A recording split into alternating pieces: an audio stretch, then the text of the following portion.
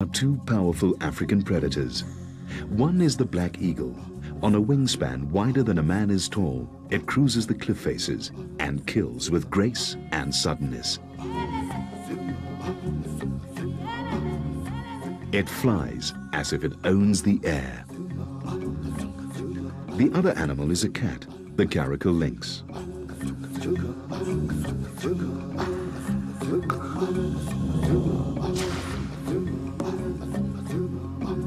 Some of its prey is the same as the eagle's. Sometimes the prey has been known to be an eagle. With the black eagles at the top, they're also at the top of the gorge itself, high up a cliff face, with a 3-week-old chick in a nest, which they constantly refurbish with green branches.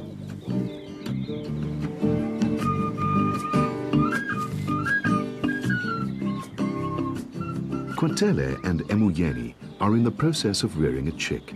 Black eagles mate for life and, unless something goes badly wrong, produce one new black eagle every winter.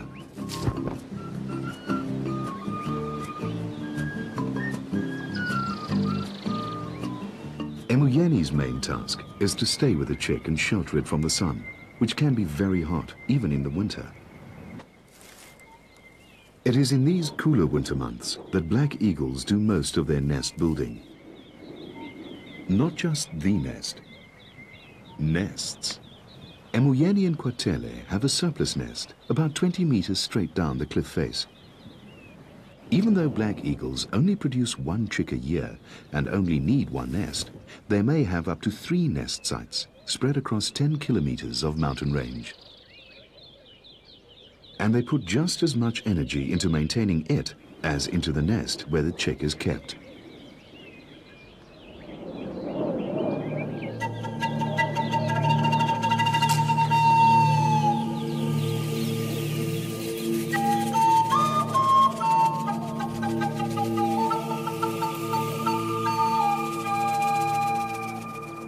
Some of the branches they pick off the mountainsides are heavier than the eagles themselves. In a way, though, they seem to enjoy it, as if the whole effort were just an excuse for a virtuoso flying display. The local rock hyraxes or dussies watch closely. They, after all, are the black eagle's main prey.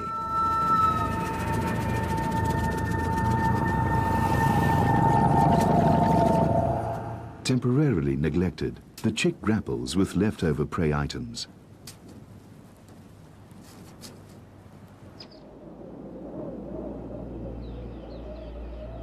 Kwatele's display does not go unnoticed. The gorge forms the core of the caracal's 16 square kilometer territory. Averse to the daytime heat, he will rest in the cool shadows, but little will elude his sharp senses. The nest, however, is well out of reach, and if the chick is in danger from anything, it's from overexposure to the sun.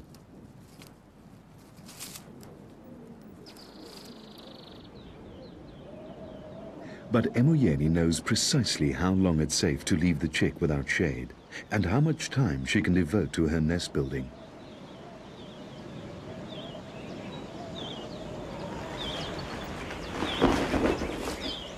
It's unclear exactly why black eagles build these extra nests. They could be outposts which enhance the bird's claim on the territory, or just be emergency spares.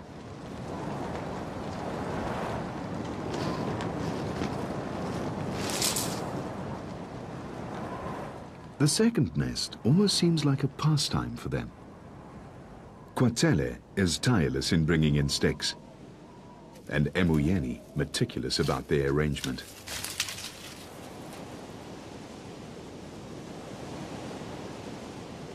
It's not just a one-season effort.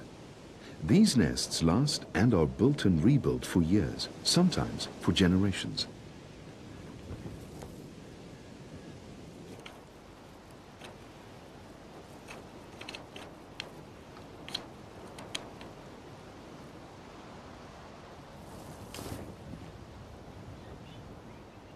The hungry chick will have to wait his turn. Fortunately, Quatele isn't so preoccupied with the second nest that he forgets to hunt. And in the afternoon, he flies out.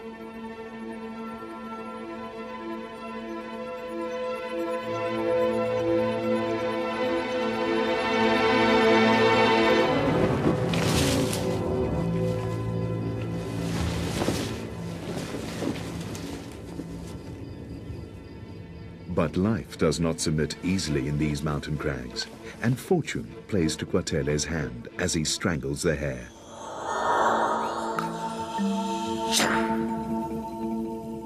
Quatele too must be wary, for the caracal is an opportunist whose reputation haunts the rocky outcrops.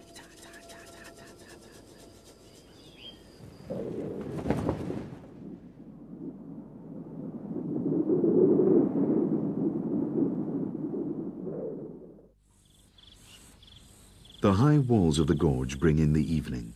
It's late afternoon, and the valley is already in shadows. And it's now, at last, on the still sunny cliffside, that the chick is fed.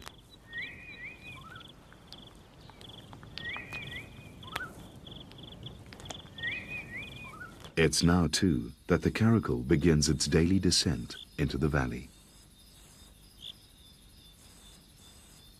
It's cooler down here, and a male long-tailed widow bird finds time to preen the feathers it uses for its mating display. A marsh owl makes its first catch of the evening.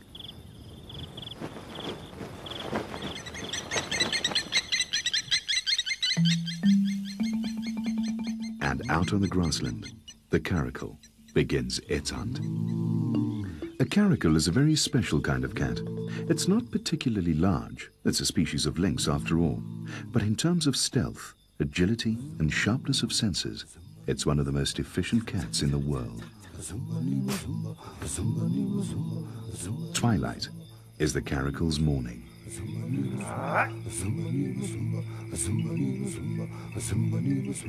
There's a long night ahead, stalking through the grass with ears that scan the landscape like aerials. They pick up a flock of guinea fowl. The rest is down to sharp eyes, silence, and impeccable muscle control.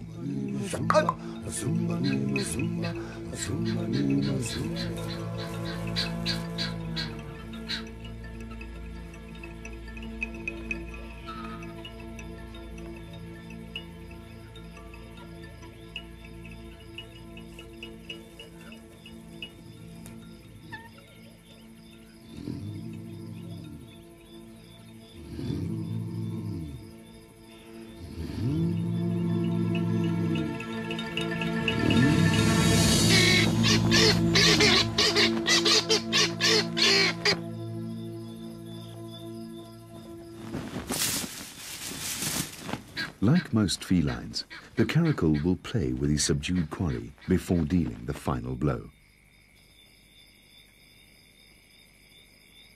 A solitary animal, at home in any terrain, the caracal can catch dassies and rabbits on the mountainside as easily as guinea fowl and hares down here.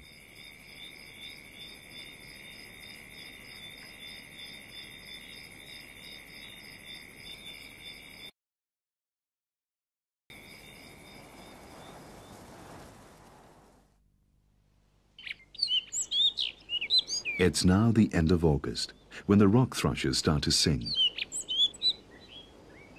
And the spring rains have brought grass to the valleys. And with the grass comes a change in mood. The dry winter is over, and it's time for sprouting, blossoming, breeding. Stony hollows turn into clear pools.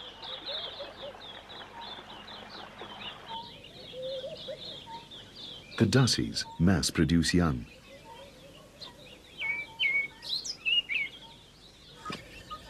So do the guinea fowl. All appears to be normal, except for the black eagles. They're mating.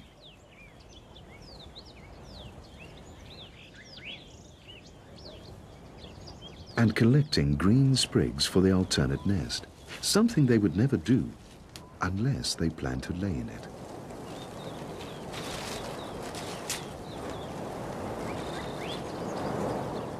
This is completely unnatural.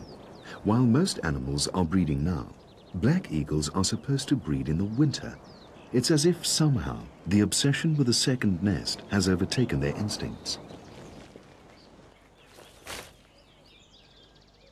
It's an early spring, and a particularly rich one.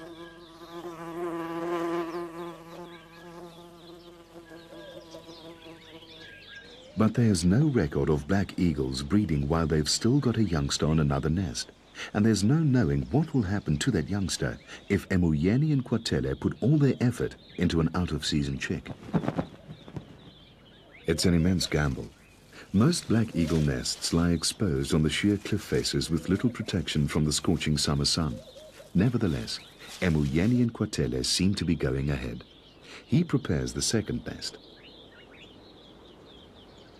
while she sees to the chick on the first.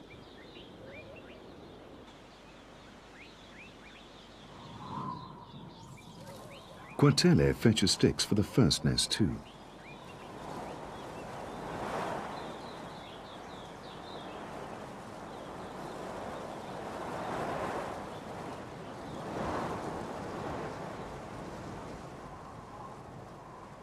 And he keeps up the nest maintenance, while she removes food scraps before ants find them.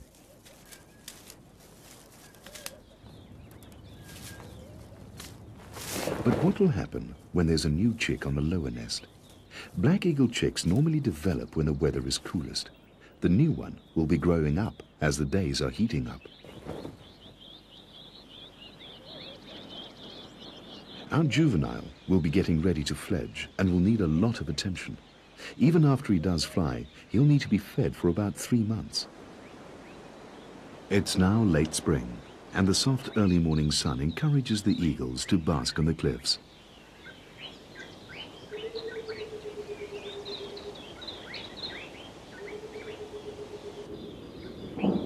But a sure sign of summer's imminent approach is its vanguard of storms. Thunderstorms.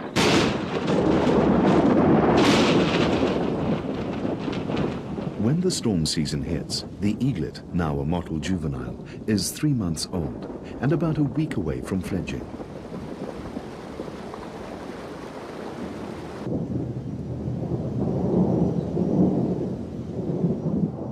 The storms stop as suddenly as they started. The eagles are left dripping, and the rivers bulging. A painted lady dries its wings. An agama in its full breeding colors eyes a potential meal.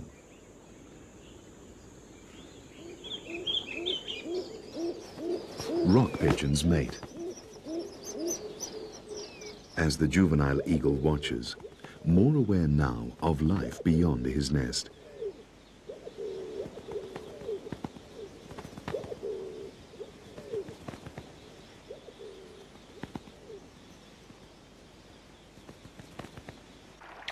Malachite sunbirds make the most of the brimming rivers. The whole country seems full somehow. Gladioli on the mountainsides and rare elephant ear flowers take up the spaces between the rocks. Paradise flycatchers have flown down from the north for the breeding season and have built their nests safely under the tree canopy.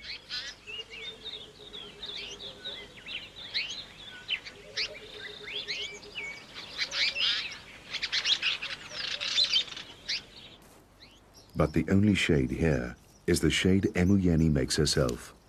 In a nest fully exposed to the South African summer sun, she has laid her eggs. There are 2 of them, produced 4 days apart about 40 days ago, which means that the first will be hatching any day now.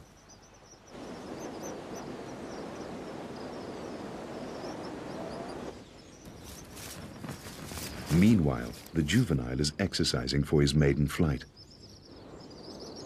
So far, the first ever recorded attempt by black eagles to do what's known as double brooding is succeeding.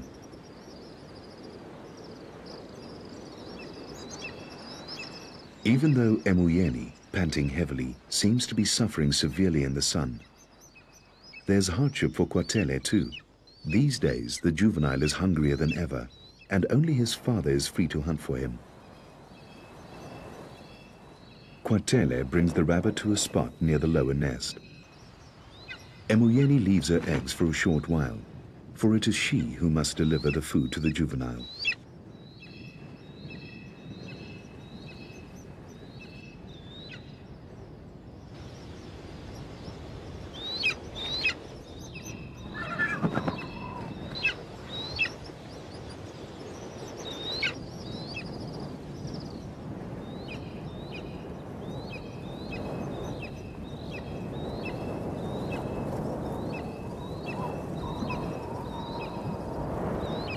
The rabbit's heavy, half the weight of Emuyeni herself, and the nest is just a shelf on a sheer cliff. There's no room for error. The juvenile seizes the rabbit. Quatele seems to celebrate a rare moment of leisure with an aerial display.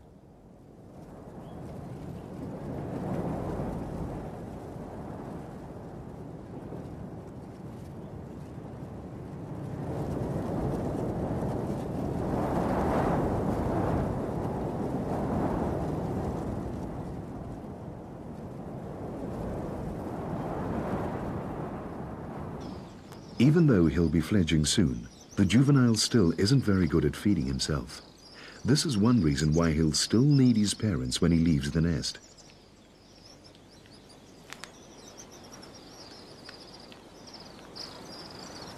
As Quatele watches, and the juvenile acts his age, Emuyeni quickly feeds herself. She has little time, as she must return to protect her eggs from the sun.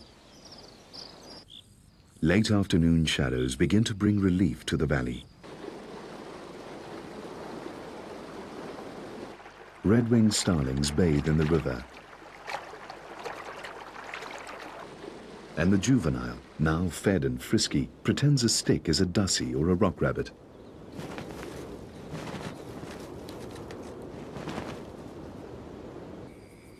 And catches a glimpse of the caracal, beginning its evening hunt.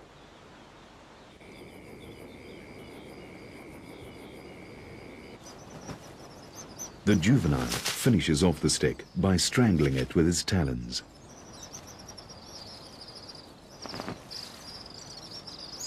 And the caracal makes its daily descent to the grasslands.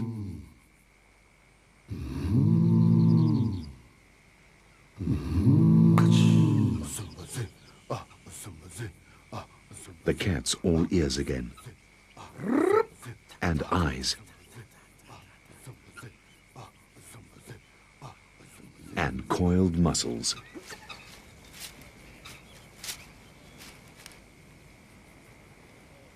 But even a caracal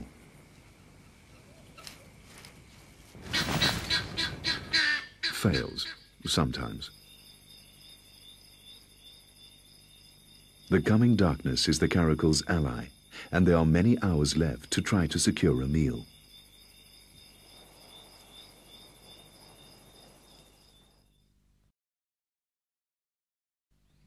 Black eagles aren't the only big, elegant birds soaring among these cliffs. Much more common are the Cape griffon vultures, which start the day by soaking up the morning sun. They nest in colonies, and their chicks grow up in noisy playgroups.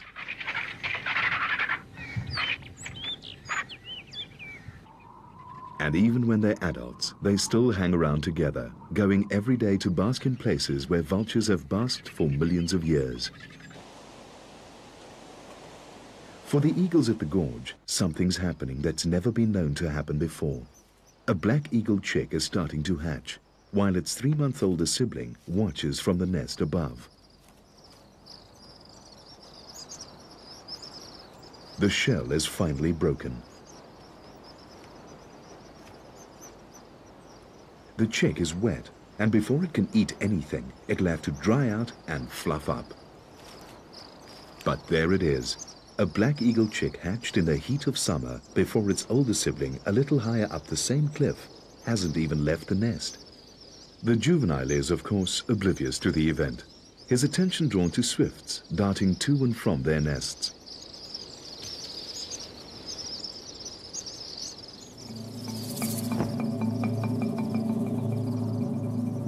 For Quatele, the sight of the chick triggers a change in his behavior. In an unprecedented move, he attacks his own offspring. Emuyeni puts a stop to his aggression, but he's still agitated. Not only must she protect her chick, but also her chick's food. There's always a chance Quatele might take it. He strikes again.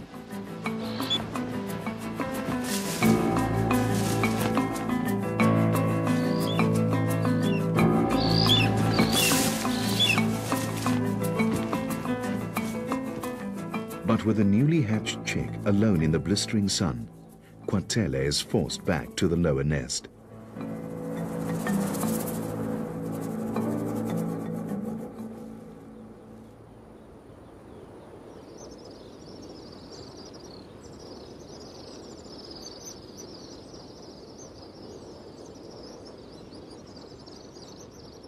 Her juvenile safe from further attack, Emuyeni takes the prey to the lower nest, leaving the bewildered juvenile to regain his composure.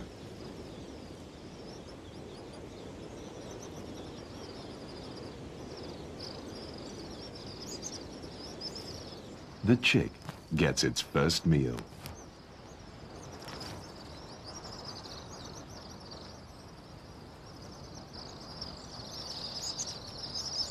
His father's drastic change of attitude has had at least one useful effect on the juvenile. Fledging has become a matter of priority. And he suddenly makes his first awkward flight and his first clumsy landing.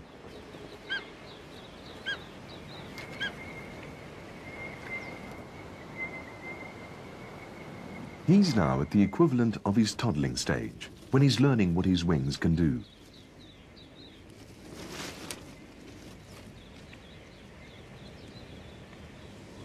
This should last a few months, with his parents looking after him, feeding him, and showing him how to hunt. But instead, for 3 days they leave him on his own, learning the tricks of the wind. While Emuyeni and Quatele concentrate on the newcomer in the lower nest, and on the other egg, which is now holed, and on the verge of hatching.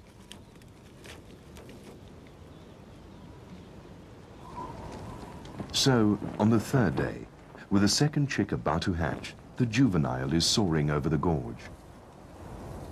When again, Quatele turns on his offspring.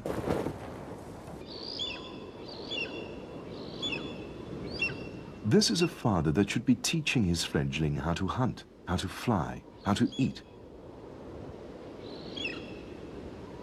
Instead, Quatele seems intent on driving him away.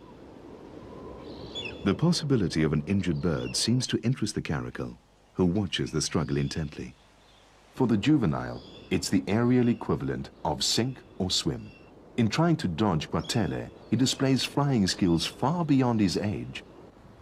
Then, Emuyeni leaves the chick and the unhatched egg, and this time, instead of defending the juvenile, mimics her mate's behavior.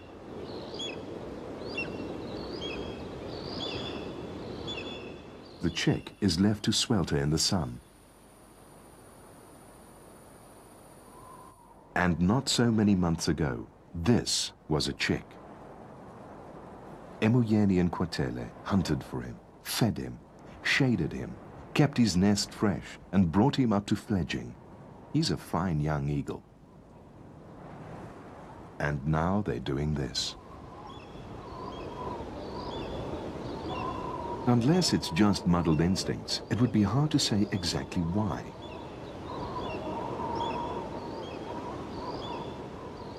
A juvenile that hasn't been taught to hunt would seem a lot less threatening to the chick than, for instance, the hot sunshine.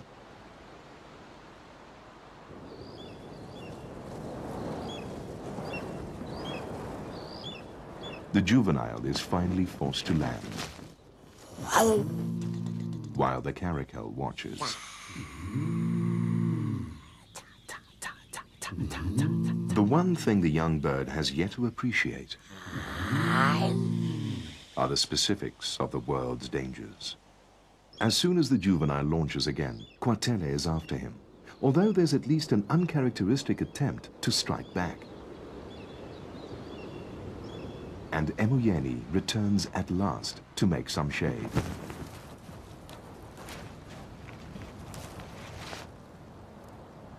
Finally, the juvenile takes the hint and leaves the gorge, the only world he knows.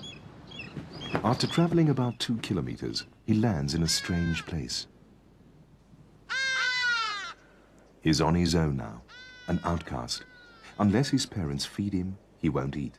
Unless they protect him, he will be vulnerable to predators. Evening sets in. A guinea fowl. And then he takes it, not to the nest, but 2 kilometers away.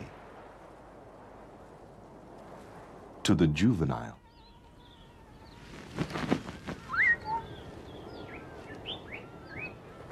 And that explains what he and Emoyeni were trying to do. They just wanted the juvenile out of the gorge, away from the chicks. Quatele will still feed him and help raise him after all. Back at the nest, there's prosperity too. Could these eagles actually break all the rules and produce 3 offspring in 1 year? It's highly unlikely. Black eagles almost always lay 2 eggs and have 2 hatchlings. And the larger one, the firstborn, almost always kills its sibling. It's called the Cain-and-Abel struggle. And in this nest, with Emoyeni seemingly unperturbed, the elder chick, Cain, is well on its way to doing what its genes command it to do.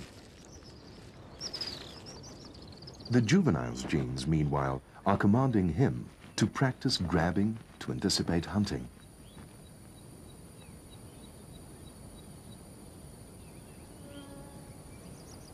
Emoyeni takes the brunt of the heat on a nest she can't leave.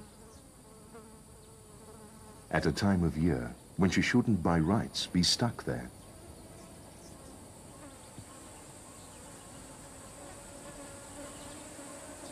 But down at the stream, Quatele at least can get a little relief.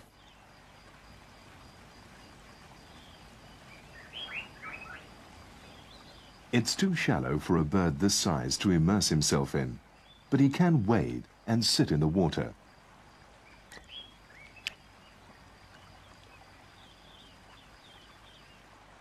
All Emoyeni can do in the heat is tidy the nest, watch over the chicks, and make sure they're shaded.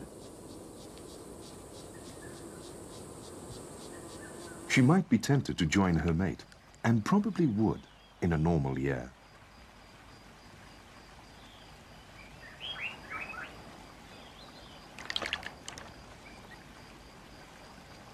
But now, she can only wait for Quatele to feel refreshed enough to relieve her at the nest.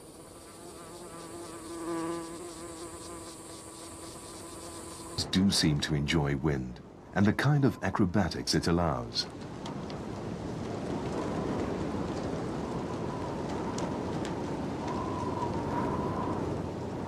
That is, they seem to enjoy it up to a point. Until it escalates and turns into a full-blown storm. Then, Quatele can only sit it out.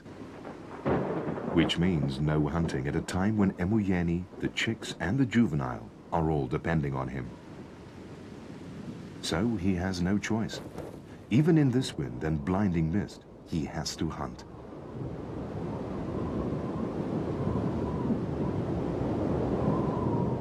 But on the ground, the caracal appears to thrive in the storm's confusion. It quickly flushes out a nervous rock rabbit, and just as quickly loses it.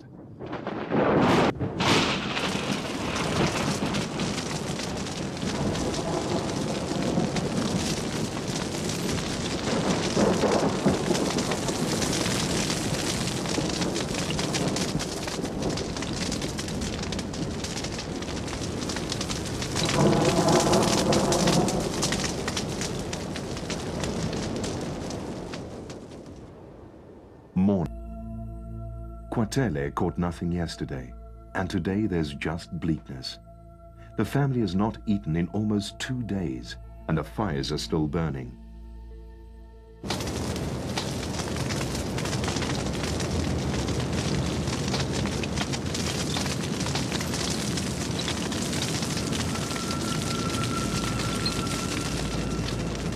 At the nest, there's a hungry mother and 2 hungry chicks, one faring far worse than the other.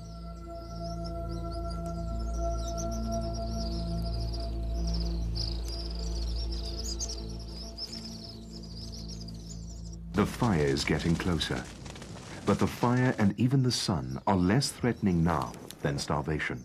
Emoyeni can't wait any longer. Red-winged starlings mob her as she starts off.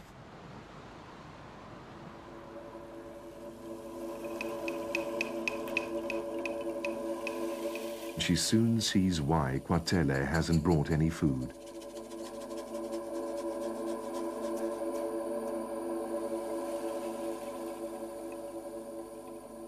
In the nest, the dominant chick, Cain, continues its ruthless quest to be the sole survivor.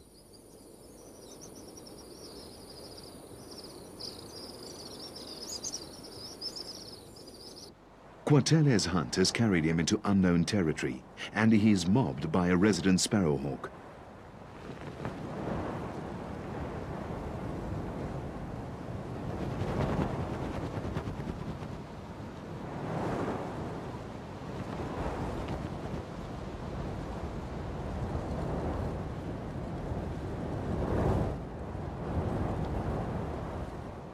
Finally, an unburned stretch and a rabbit.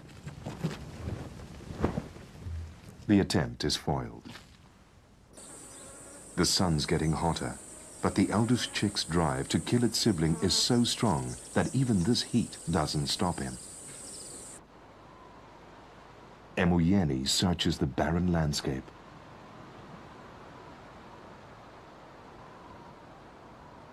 Why, it might be asked, do black eagles always lay 2 eggs when one of the resulting chicks is destined to kill the other?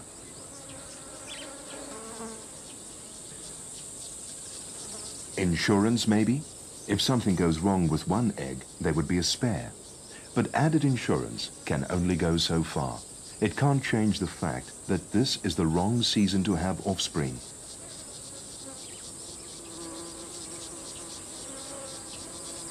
The sun is too hot.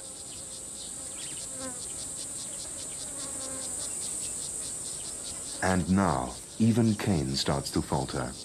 The younger chick will not live, but this chick's survival is also far from assured. It needs food, and most of all, it needs shade. Emoyeni too is desperate. There's no food in the usual places, no life. It's a last resort, but there is the griffon vulture colony, with its stock of chicks.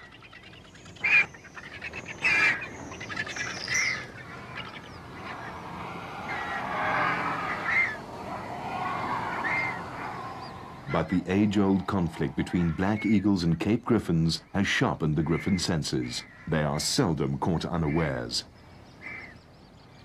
Emoyeni must find food and get back. Immediately.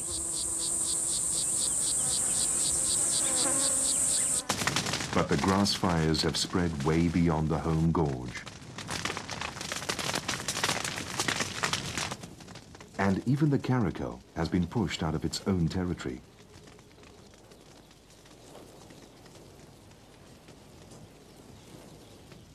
And is now moving towards the gorge, where the juvenile eagle is sitting. At the sight of this unusual intruder into his gorge, the juvenile's hunger is instinctively joined by fear. Unsuccessful in their hunt, Quatele and Emoyeni begin their long flight back to the 2 young chicks. Cain is desperate and searches the horizon for any sign of his parents. His younger sibling brother has almost succumbed to the heat. But But fortune is to be on the side of the juvenile, because as Emoyeni and Kwatele fly over his gorge, they spot the caracal and see a critical situation unfolding. The juvenile's senses warn him.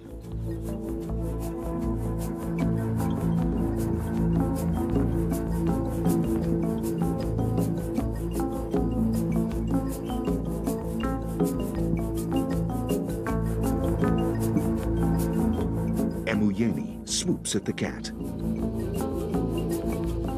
and it dodges into a crag. Kwatele judges his moment carefully.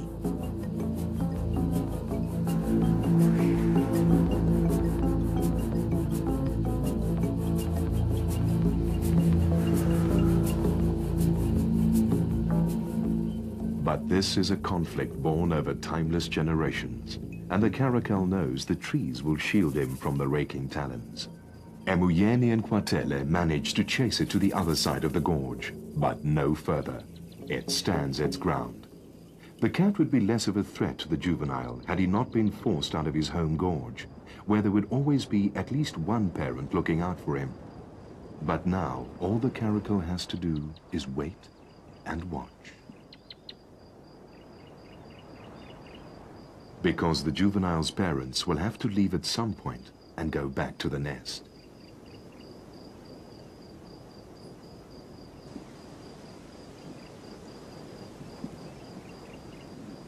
By the time Kwatele and Emoyeni reach their nest, the late afternoon shadows have crept up the cliff to provide some relief from the relentless sun. They return to a terrible scene. The younger chick is dead. Kwatele lashes out at his mate.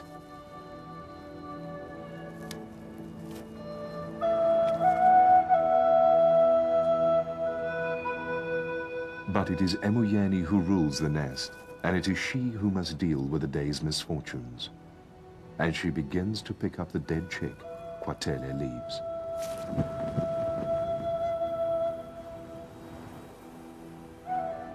He looks down on a most unusual scene, never before captured on film.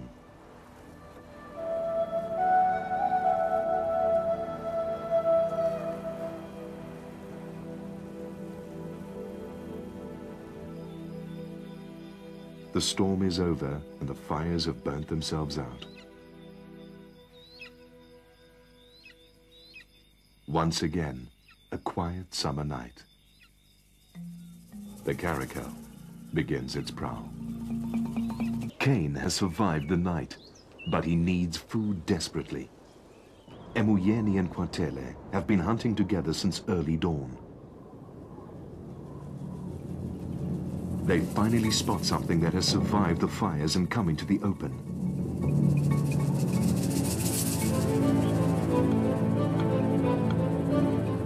In a true display of Black Eagle cooperative hunting, Emoyeni flushes the quarry out, and Kwatele strikes behind her. Throwing caution to the wind, he recklessly tumbles down the cliff, gripping his prey. A rock rabbit.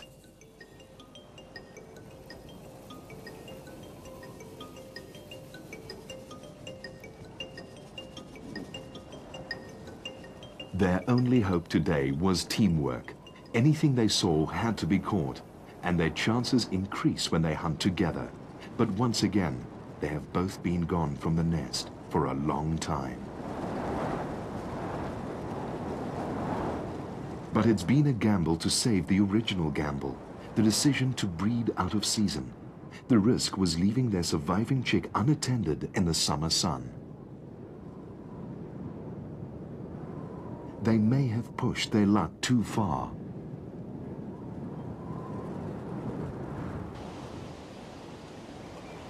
When they finally get back to the gorge,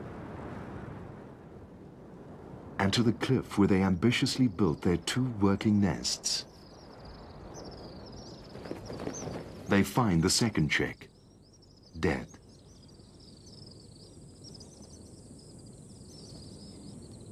It's Kwatele who's first to the nest and the body. He takes in the total failure at their attempt at summer breeding.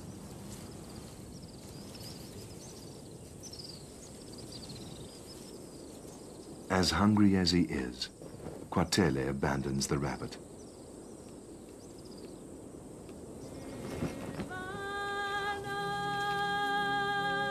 He leaves it and the dead chick to Emuyeni.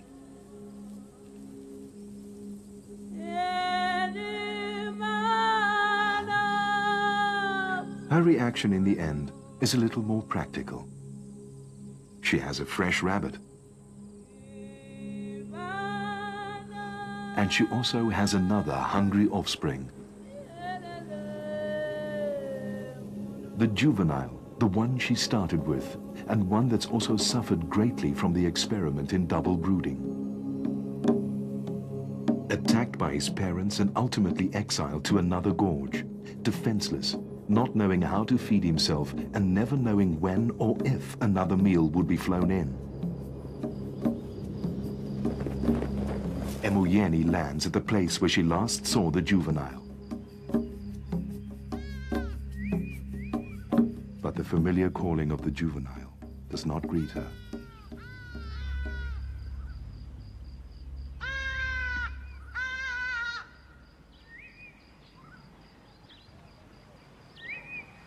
This year, the black eagles gambled with their breeding and ended up losing everything. 3 chicks hatched, 3 died.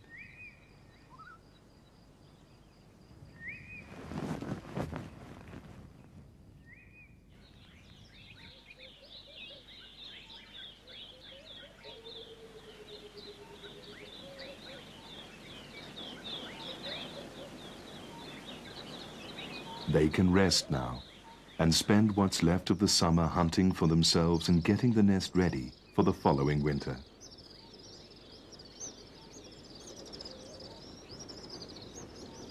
In this case, double brooding had proved disastrous.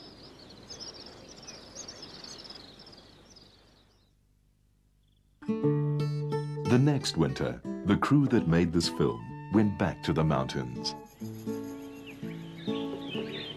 To the Cape Weavers and the Aloes.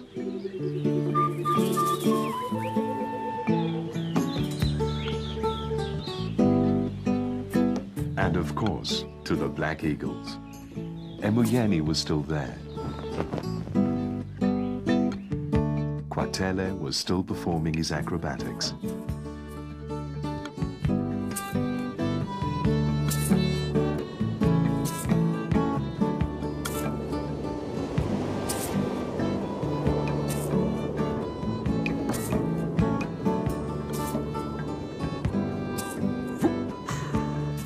The caracal was there too, resting in the grass and watching and watching. And when the crew followed Emuyeni back to her nest, the upper one, the one last year's juvenile had been raised in, there were chicks there, 3 of them. Last year, they were the first black eagles ever known to have tried double brooding. This year, they were the first ever known to have 3 chicks in one clutch.